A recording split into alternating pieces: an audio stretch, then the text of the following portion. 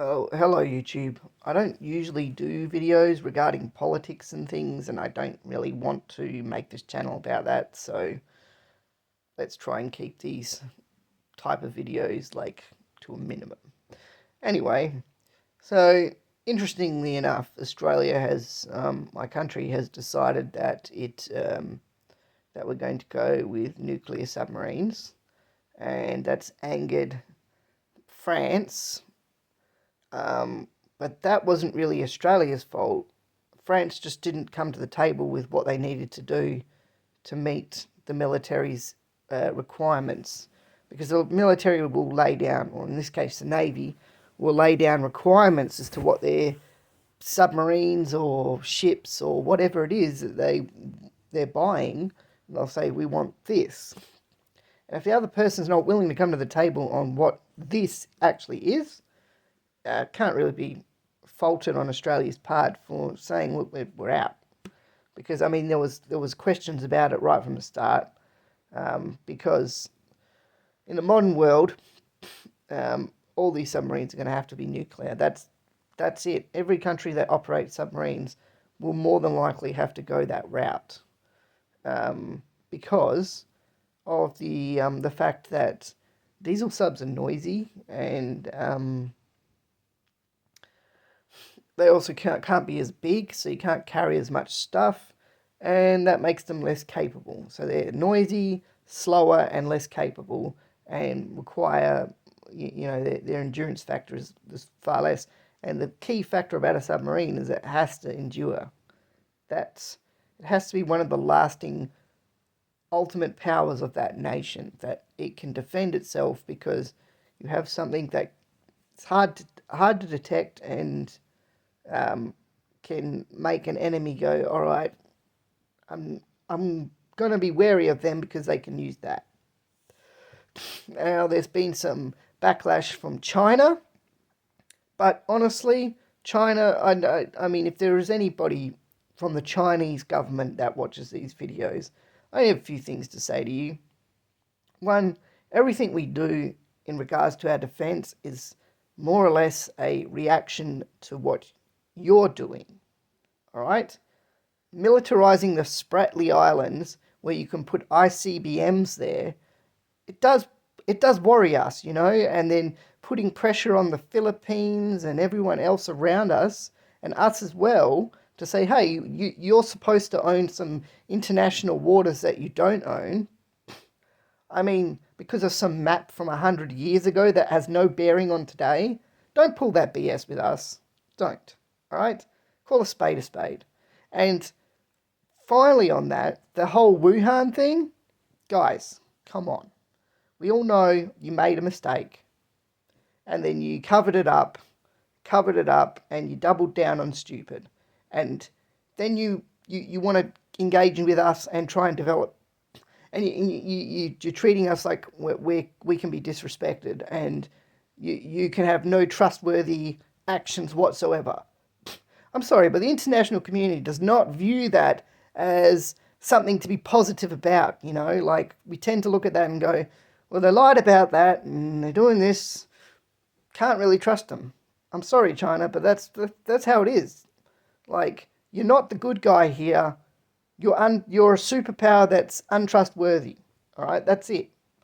So whatever you do, the Australia and the US and the UK, who seem to be the global police, I guess, had to respond. And that's our response from Australia's point of view. Other ways you can look at it as well is that we had to go down this road at some point. Like, at some point, Australia was always going to go nuclear, whether it was power stations or, which will probably happen, because we're still using coal, and coal is from it's actually from the 1800s. If you look at the technology, it's very old technology. So at some point, we'll have to phase out the coal plants and build nuclear plants. That's obvious. As to when and why, we'll see. I expect you got to also look at the fact that Australia is a growing nation, and growing in the sense that it's growing in population, infrastructure, blah blah blah blah blah. And I mean, but probably I think by the 2040s, 50s, maybe 60s type of thing, They're sort of estimating that Australia's population will be like 40 million. I mean, once every immigration and all that can go back to normal, yeah, I mean, you could see that happening.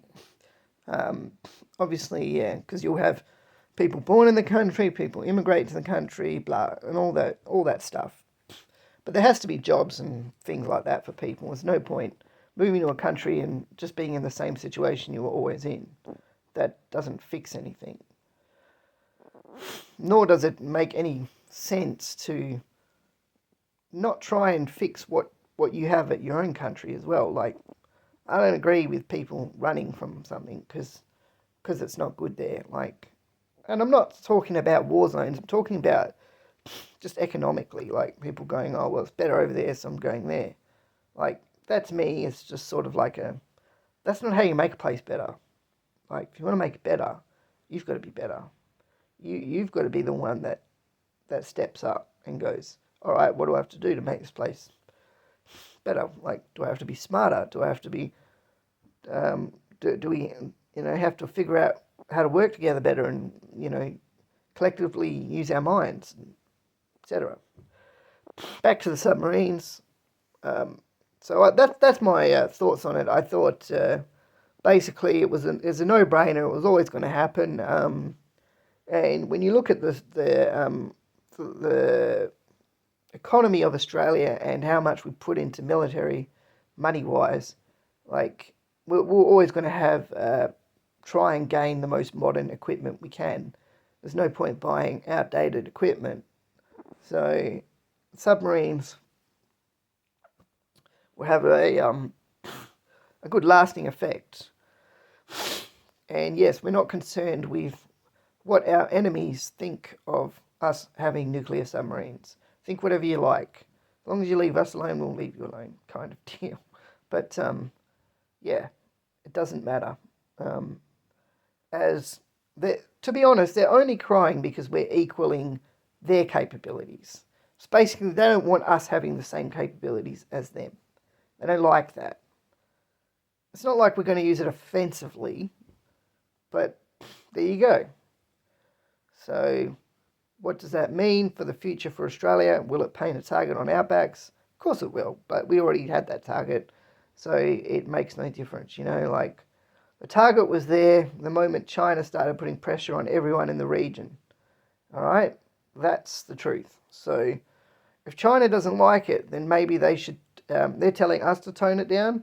They're the ones that need to tone it down, Perhaps not militarizing everything in sight and trying to control every trade route in the world might, and coming forth with questions that the world community has for them, might gain some trust back, might gain some toning it down from our side as well. Like, we might go, well, they're trying, so if they're trying, then we should try as well. And that's all I have to say about the whole thing. I know it's not exactly what people probably want to hear or expect, but, like, that's it. So, peace. I will see you on the next video, which will probably be tomorrow. I have fixed my little side valve engine, and I am going to test it. I was actually hoping my dad was going to be here so I could test it with him, but he didn't come, so I can't do that. So, and yeah, anyway, I'm waffling. Peace out.